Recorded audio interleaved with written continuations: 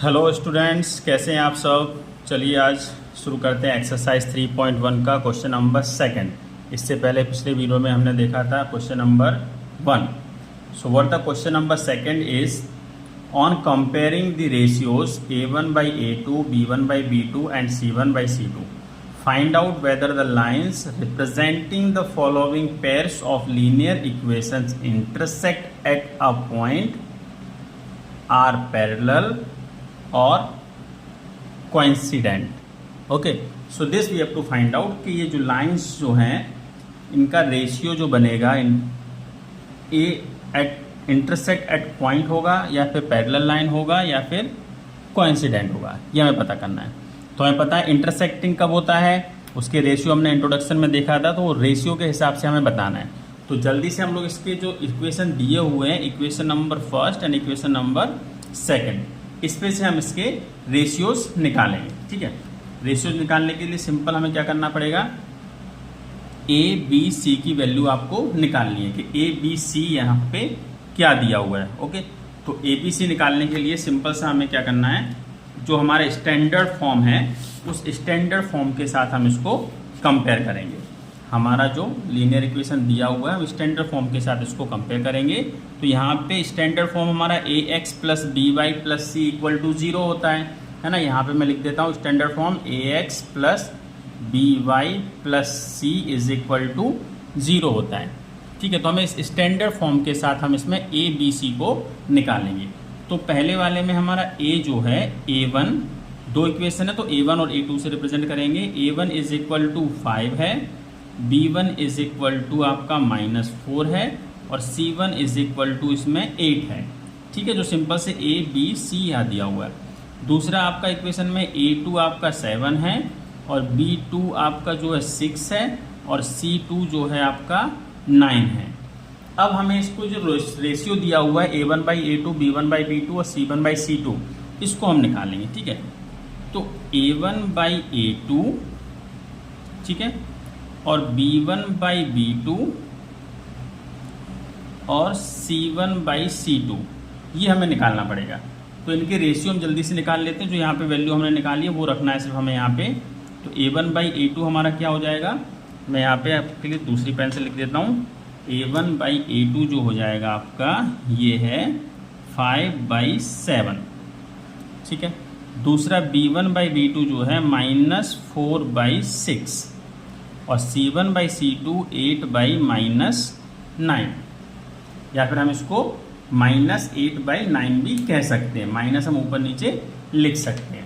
ठीक है, तो अब इसमें बताइए A1/A2 और B1/B2 क्या इक्वल है, क्या बता रहा है, ये बता रहा है हमें। Therefore since what we know this A1/A2 is not equal to B1/B2। अगर ये दोनों इक्वल नहीं है means so what we can say have unique solution. तो ये क्या हो जाएगा, इसका यूनिक सॉल्यूशन हो जाएगा। यूनिक सॉल्यूशन हो जाएगा इसका मतलब सिंपल सा है कि यूनिक सॉल्यूशन कब होता है, जब intersect at a point. Therefore we can say what we can say, the lines represent the linear equation intersect at point. Okay, so the given equation have or intersect at a point। ये हमें simple सा यहाँ पे answer लिख देना है कि line जो है या तो इसका यूनिक सॉल्यूशन है या तो intersect the line the given equation have और इंटरसेक्ट एट अ पॉइंट। और हैव की जगह पे हम क्या लिखते हैं यहाँ पे, अगर हैव होता तो हैव अ यूनिक सॉल्यूशन। ठीक है, ये हैव मैंने लिख दिया है, लेकिन equations showing intersect at one point हम इसमें ऐसा लिख सकते हैं। चलिए, तो दूसरा वाला हम यहाँ पे रिप्रेजेंट करते हैं। जो इक्वेशन आपका दिया है first and second, standard form के साथ कंपेयर करेंगे। यहाँ पे हम A1 इज इक्वल टू 9 हो जाएगा, B1 इज इक्वल टू 3 हो जाएगा, C1 इज इक्वल टू 12 हो जाएगा, A2 इक्वल टू 18 हो जाएगा B2 इज इक्वल टू 6 हो जाएगा और C2 इक्वल टू 24 हो जाएगा। अब हमारा जो रेशियो है हम रेशियो में इसको रखेंगे, ठीक है। तो A1/A2 इज इक्वल टू क्या हो जाएगा 9/18। अब इसको हम सिंपलेस्ट फॉर्म में बनाएंगे तो सिंपलेस्ट फॉर्म में हो जाएगा 1/2, ठीक है। 9 1 जा 9, 9 2 जा 9 1 जा 1, 9 9 2 जा 18। ये हो गया A1/A2। दूसरा हम यहाँ पे लेंगे B1/B2। चलिए B1/B2 है 3/6, इसका स्मॉलेस्ट फॉर्म निकालेंगे तो ये हो जाएगा आपका 1/2, ठीक है। अब दूसरा है C1/C2 निकालेंगे। C1/C2 है 12/24, इसको सिंपलेस्ट करेंगे 12 1 जा 12 2 जा, तो ये भी 1/2 हो गया। मीन्स हमें क्या मिला यहाँ पे, therefore A1/A2 is equal to B1/B2 is equal to C1/C2। अब देखिए यहाँ पे तीनों इक्वल हैं। तीनों इक्वल कब होते हैं, जल्दी से बताइए इसका आंसर। तीनों इक्वल जब होते हैं जब हमारी लाइनें जो हैं एक दूसरे के ऊपर रहती हैं, या फिर हम कह सकते हैं lines coincide to each other. Okay, तो सिंपल सा हम यहाँ पे लिख देंगे द गिवन इक्वेशन रिप्रेजेंटिंग, और सिंपल सा the pair of linear equation are coincident. Okay, the pairs of linear equation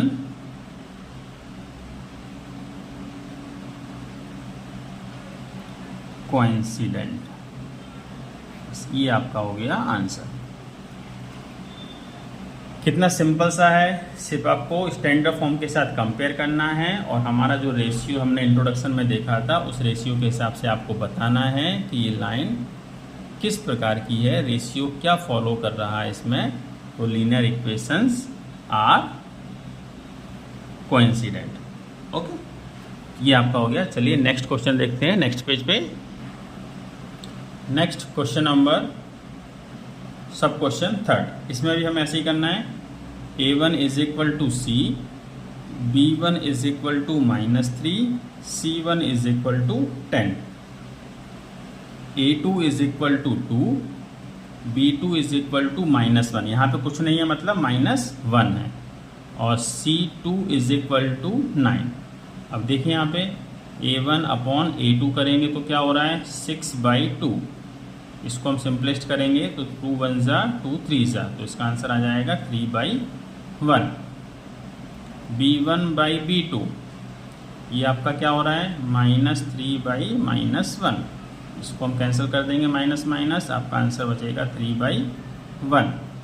और C1/C2 ये आपका क्या हो रहा है 10/9, ठीक है। तो हमें यहाँ पे क्या पता चल गया, यहाँ पे मैं लिख रहा हूँ उसको साइड में, यहाँ पता चल रहा है therefore A1/A2 is equal to B1/B2 is not equal to C1/C2। अगर इस प्रकार की कंडीशन आती है तो आपको क्या पता चलता है, लास्ट वाले में अगर ये इक्वल होता है तो इन्फिनाइटली मैन्यू सोल्यूशन रहता है, और अगर लास्ट वाला इक्वल नहीं रहता है तो ये होता है आपका पैरेलल लाइन, ठीक है। तो क्वेश्चन क्या पूछ रहा था आपका, ये क्वेश्चन है इसके नीचे।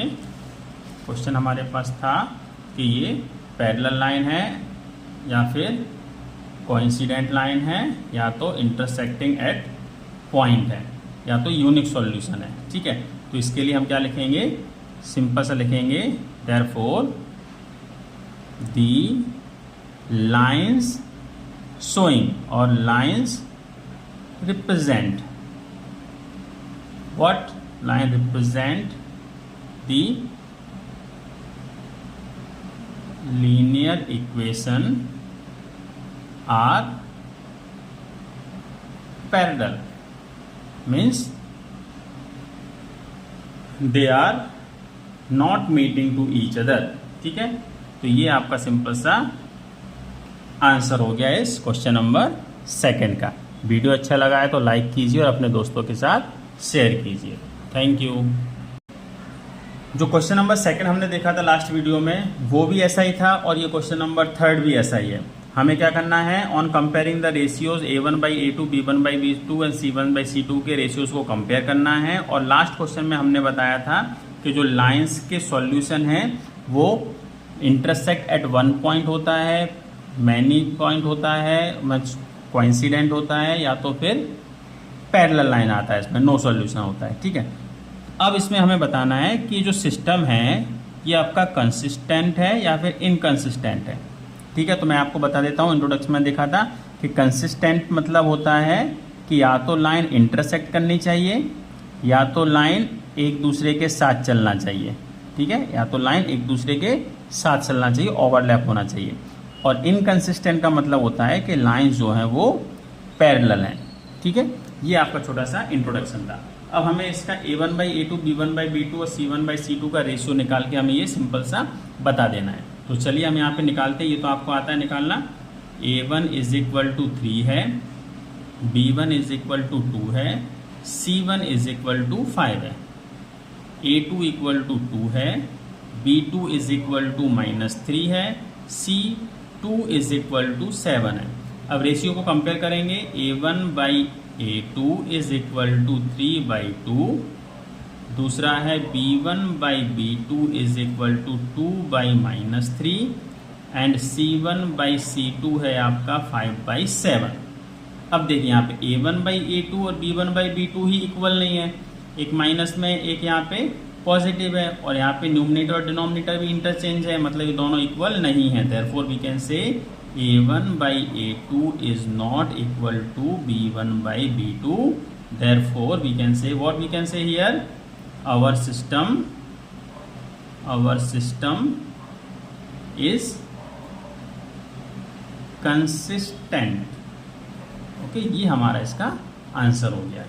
ठीक है, सिमिलरली हम दूसरा वाला क्वेश्चन करते हैं। यहाँ पे इसका निकालिए, A1 = 2 है, B1 = -3 है, C1 = 8 है, और यहाँ पे A2 = 4 है, और B2 = -6 है, और C2 = 9 है।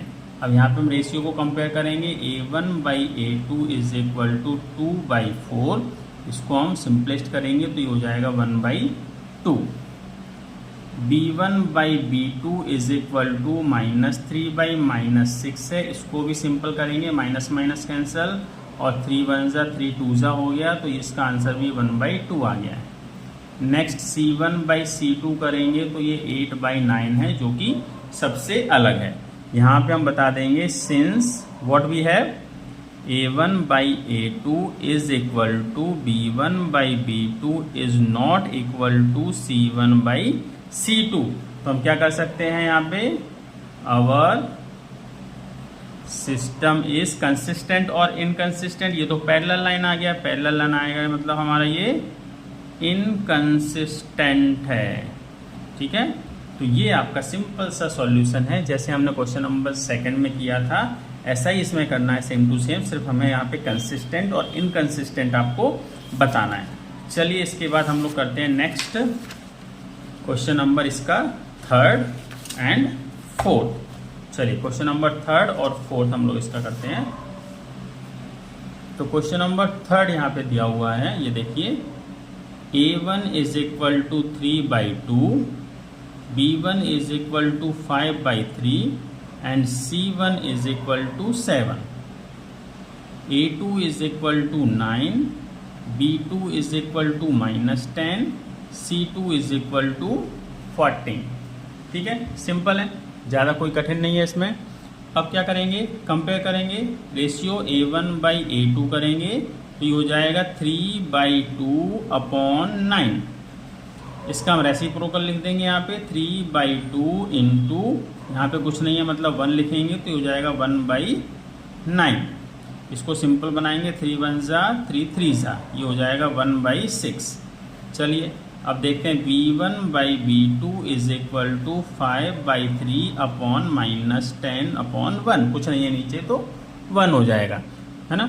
अब इसको हम और सिंपलेस्ट बनाएंगे, 5/3 × 1/-10, ये हो जाएगा आपका 5 1 जा 5 2 जा, आंसर आया 1/6, लेकिन ये है यहाँ पे माइनस का 6।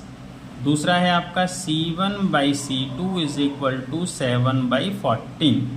इसको हम और सिंपलेस्ट बनाएंगे, ये हो जाएगा 1/2। अब यहाँ हमें पता चल गया है what, since A1/A2 is not equal to B1/B2, दोनों ही इक्वल नहीं है, तो थर्ड वाले के पास जाने की जरूरत ही नहीं है। यहाँ पे कहेंगे देयरफॉर अवर सिस्टम हैज, क्या हो जाएगा, यूनिक सॉल्यूशन है। यूनिक सॉल्यूशन मीन्स कंसिस्टेंट हो जाएगा यहाँ पे, सिंपल है ना। आई होप आपको समझ में आ गया है। सेम हम यहाँ पे थर्ड और फोर्थ वाला क्वेश्चन करेंगे। थर्ड तो हमने कर लिया, सॉरी, हम फोर्थ वाला करेंगे। यहाँ पे भी आपको निकालना है A1/A2, निकाल लीजिए जल्दी से। A1 is equal to 5, B1 is equal to -3, C1 is equal to 11, A2 is equal to -10, B2 is equal to 6 and C2 is equal to -22। अब रेशियो बनाएंगे, A1/A2 इज इक्वल टू 5/-10, ये हो जाएगा आपका 1/-2। Next B1/B2 is equal to -3/6, ये भी हो जाएगा आपका -1/2। Next C1/C2 is equal to 11/-22, ये भी हो जाएगा आपका 1/-2। अगर हम इसको सिंपलेस्ट करेंगे सिंपली, तो आपका ये आंसर आ जाएगा।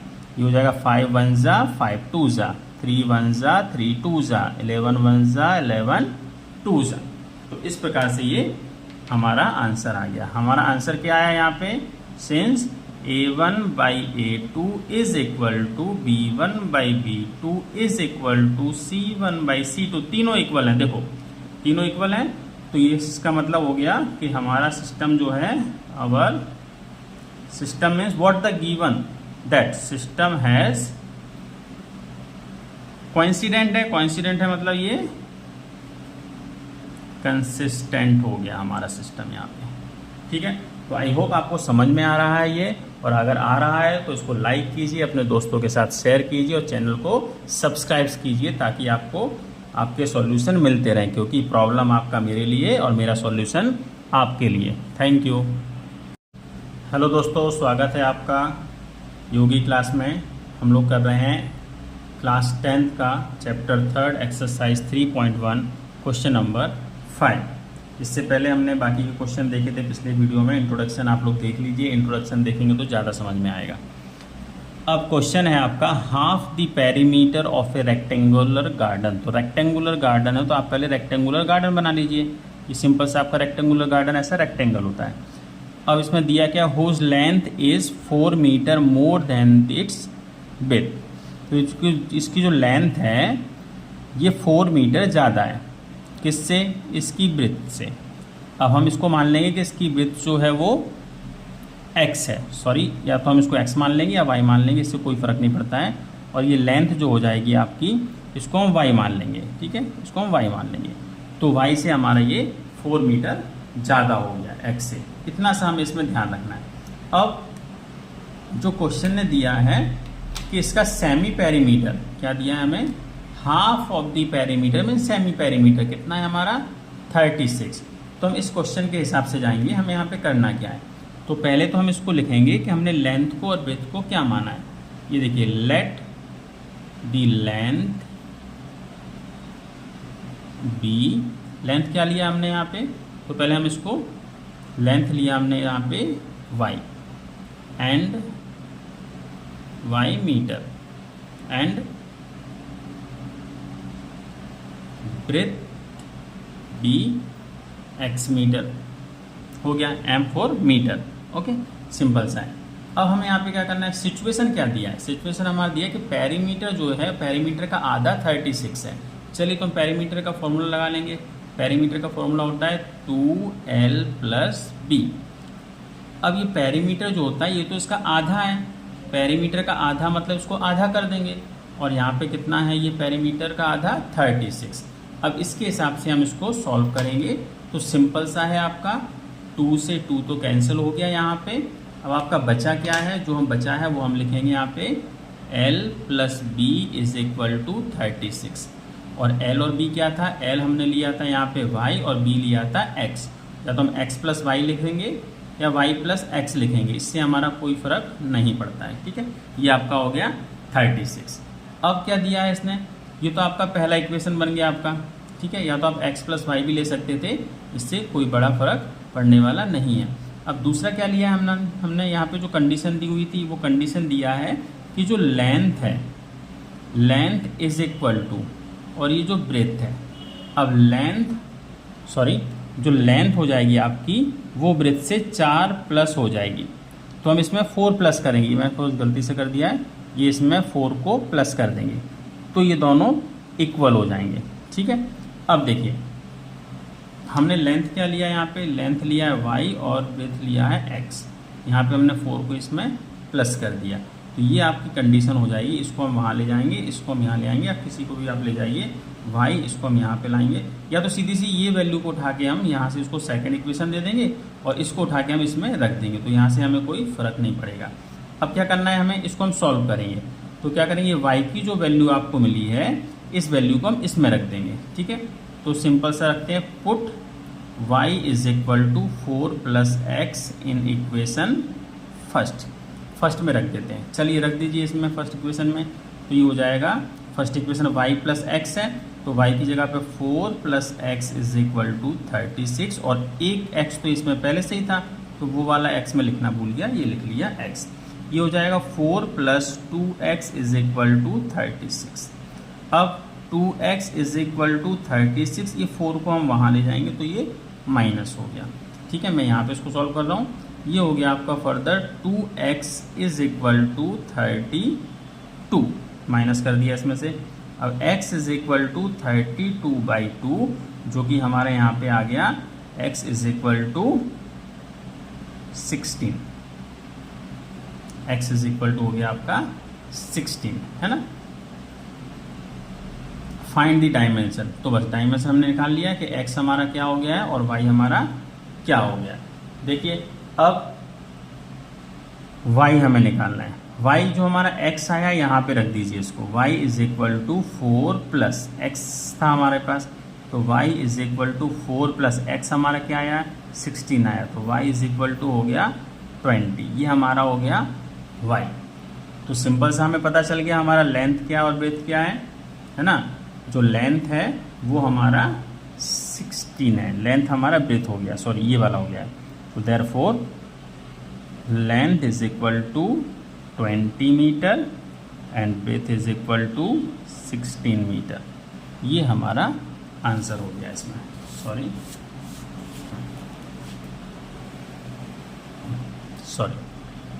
ये हमारा आंसर हो गया है।